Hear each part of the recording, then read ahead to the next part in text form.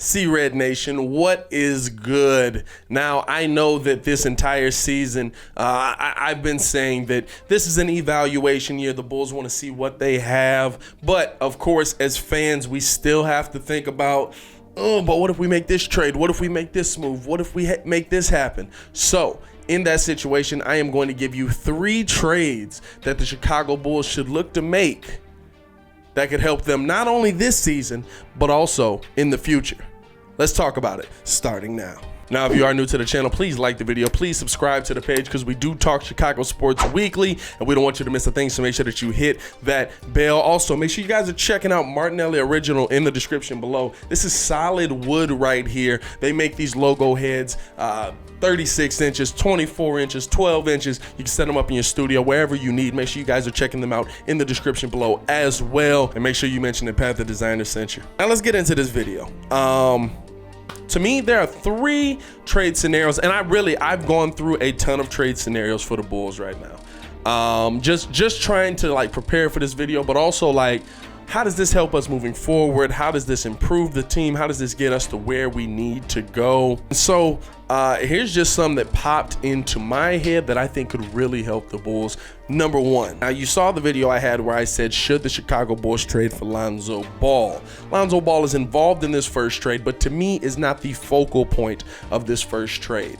I think the Bulls should look to try and acquire Steven Adams from the New Orleans Pelicans and see if you can get Lonzo Ball involved in the package. Lonzo coming on a 1-year deal. Steven Adams is a guy who's still signed, 27 for Steven Adams age-wise, and so still young enough to give you some good production, signed through the next 3 years.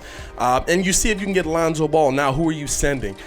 In this trade, to me, this is one where you try to offload Otto Porter. You've got a 1-year guy in Lonzo. You send Otto Porter over there on a 1-year deal as well, and you send Saddle to make the money work. Also gives them another backup point guard that they can go with. And I think that Otto Porter behind Brandon Ingram, we've seen Otto Porter off the bench be a different beast behind Brandon Ingram, really adds to what the Pelicans want to do in that situation. And I think that you can actually play a little bit more small ball, especially with Zion Williamson. There's not a lot of people in the league that are going to push him around, possibly able to move him to that 5 position, especially when you're playing that small ball. And you've got a really nice lineup there in New Orleans if you're able to add Otto Porter into that mix. And then Saddle can be your backup point guard because they've really kind of relegated Lonzo to, they've kind of pushed him.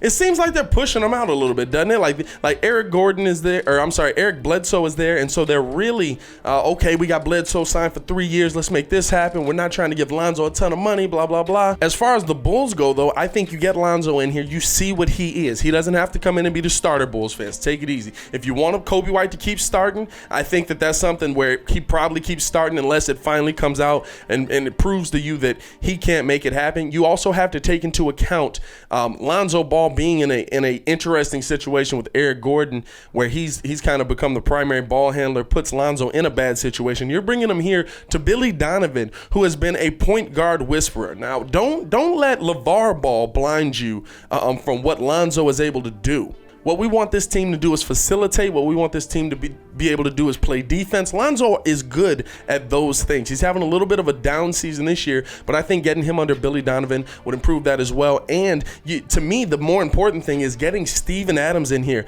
next to Lauri Markkanen could improve Lauri's game, because now Lauri's not down there trying to get rebounds. Now Lauri's not down there trying to bang in the post, and he really hasn't been. And you can see that it's really affected how we have played. Daniel Gafford, even though I love him, I love DG, I think he gets pushed around sometimes down there just because, I mean, he's only 239 at 6'10", so a little bit more weight on him would help. I think that's a play for the future for the Bulls as well. But if you've got Steven Adams down there next to Lauri Markkanen, Lauri has nothing to worry about in the paint. He's literally got to worry about being aggressive and scoring. And if you think Lauri Markkanen is a piece of your future, you're going to have to put a solid big man next to him. And so I think that that's a trade that the Bulls should absolutely be interested in looking at. Sato and Otto for Steven Adams and Lonzo Ball. Let me know what you think about the trade in the comments below. Also, let me know some of you guys' trade scenarios or trades you think the Bulls should make. I'll be down there talking with you as well. Who do you think could really benefit the Bulls? Not just this season, but moving forward in the future. Now, trade number 2 for me is a name that Bulls fans probably didn't even think about. And this is more so for the fans who are kind of past the Kobe White experience, in my opinion. And I think there's a lot of Bulls fans out there like that. I'm not sure if I'm ready to completely give up on him. I'd like to see him move to the bench. Maybe try him at that 6-man role, see if you can salvage something out of that pick. But if you're ready to give up on Kobe White, this is probably a trade for you. And it's another trade that helps the Bulls moving forward. Another guy who not as young as Steven Adams, but solid in the paint, Enes Kanter. He's over in Portland right now, not making much on a 1-year deal, making a little over $5 million. But when you think about what Enes Kanter can do for this Bulls team, what have we been lacking in? What have we been struggling with? We need somebody who's able to get on the offensive boards and dominate. We need somebody that's going to help eliminate second chance points. And Enes Kanter, though maybe not a great offensive player, he's above average for his position, but maybe not a great offensive player.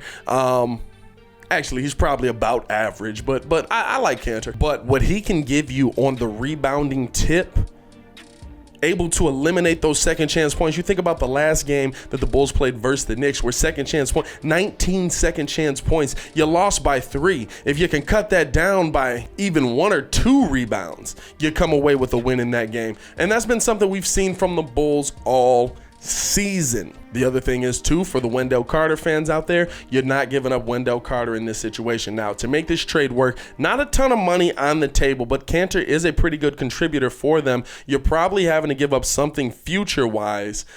So what I put into the machine to try and see if it would work, Kobe White alone would actually work. But I think they're going to want something back to put into that big man position. And so you're probably going to have to send something like a Daniel Gafford back in that trade as well. So a Kobe White, Daniel Gafford. Now you might say that's too much, but this is another move that makes Lauri Markkanen better. And I think that's what we want. This is a move that makes Lauri Markkanen not have to worry about being down there trying to be the 7-footer that's grabbing rebounds, because he's not that guy. And so with Enes Kanter down there, you're able to grab rebounds, you're able to come away with the ball, and he's an excellent big man when you're on the fast break, just getting that ball out real quick to the point guard. Now, you've still got your point guard position, but I think for this team to be successful, for this team to go far in the future, which Kanter, a guy, if you get him in here, you can sign him to a little multi-year deal. He's not going to cost a ton, so you still have plenty of money to play with, especially with Otto Porter coming off the books at the end of the season. You're looking at a guy that's maybe 10, 12 points a game in these last few weeks. I mean, he's had a game with 23 rebounds, 14 rebounds, 17 rebounds. It shows you what he can do. And so I think that he's somebody who, if you get him in there next to Lauri, another guy, Lauri does not have to worry about being down there banging in the paint, trying to get rebounds, trying to make this happen. He can stand out there and just focus on scoring on the offensive end. And I think that that is a much more dangerous Lauri Markkanen, and we need to see that more often. Finally, my number 1 trade. Now, number 1, not so much as in this is what I think the best trade value is. If I was going to say the best trade the Bulls could make, it would probably be my first one for Steven Adams. Because, bro, did y'all know Steven Adams was 27? I swear I looked that up before this video, and I was like, I thought he was 36. Like, I had no clue. This man is a year older than me. My mind is blown. And not even a full year. Like, bruh, Steven Adams, come through, my boy. I would love to have you here in Chicago and get you on the show. But this is a trade that, fine, I'll bite because of how he is playing and what it means to the city. Derrick Rose. But not Derrick Rose alone. Because to me, while I would love to have Derrick back in the city, while I would love to have Derrick back home playing for us, I'm not expecting Derrick to come back in and reinvent the wheel for us. I'm not expecting him to be MVP Rose again. Now, would I love him to be? Heck yeah. But I'm not expecting him to be MVP Rose again. The problem with acquiring Derrick is it's more than likely there's not a player on your roster. 1, Derrick doesn't make enough. And 2, there's not really a player on your roster that is going to entice the Detroit Pistons long term. I don't think Kobe White is enticing to them right now. I don't think that, I mean, they're trying to rebuild essentially. They're literally looking to give away everybody for anything. And so I think This is a move where you try to get as much as you can out of them. And the other piece that I want to come home, another Chicago kid that I'm going to be real with you, didn't even know he was on the team. But I would like to see the Bulls bring back Jahlil Okafor as well. Another guy who, to me, had his shake in the league, had some injury issues, is dealing with some injury issues right now. But a guy you take a flyer at, another guy on a one-year deal. If you don't like how it works out, you don't sign them. To me, you could probably get them out of there for Sato and possibly some draft capital. Would it cost you maybe a future first-round pick? Maybe, but if the Bulls are moving in the right direction moving forward, and I think that we all can see that they are, we're moving up the standings, those first-round picks get later and later. That doesn't mean you can't get talent at those picks. I think that AK is somebody who absolutely can get talent at those picks, but it does mean that the talent's going to be less. You're further down in the draft, you have to find those guys, which that's what AK's job is. But if it's like we're to the point where the Bulls are pick 20, pick 22, I'm okay with that. You know what I'm saying? Like, we gave up the 22nd pick in the draft for Derrick Rose to come back home. I would say you probably have to send Sato along with that just to make the money work. There's not a lot of, like I said, there's not a lot of players on this team that are really going to make the money work. Kobe makes too little for both of them. But what it does for the Bulls long term is you get a guy in here who can run the point. I can't deny that Derrick Rose has grown as a point guard more than just a scorer over his time away from Chicago. So as a point guard, I think that he does a lot for the Chicago Bulls. I think that he opens up the floor for Zach LaVine. I think that he gets Lauri Markkanen better looking shots. Right now, Kobe just isn't able to do that. You still, for those Kobe White fans, you still keep Kobe White. Probably right now, if the trade were to go through, you would keep him in a starting role. You got to wait on the trade anyway until Okafor's healthy again.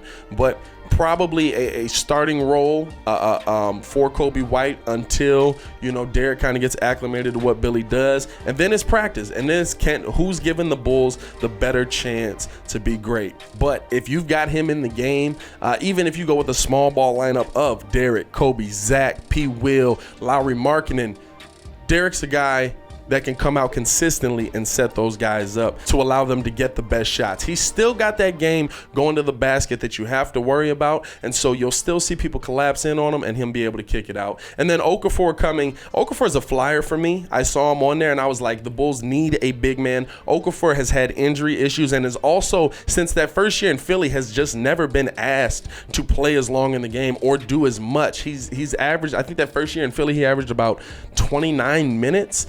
This year, he's barely averaging 10. I just think that maybe getting him back home, you see what you got. You see what you got.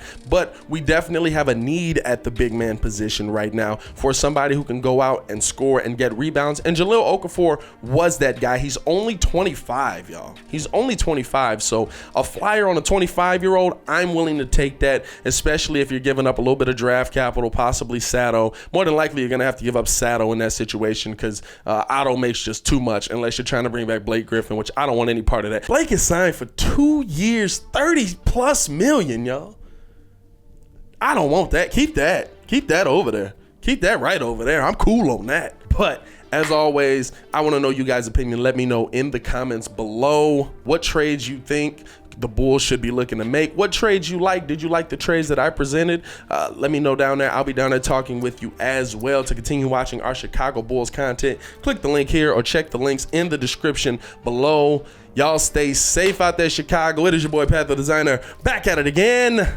Peace.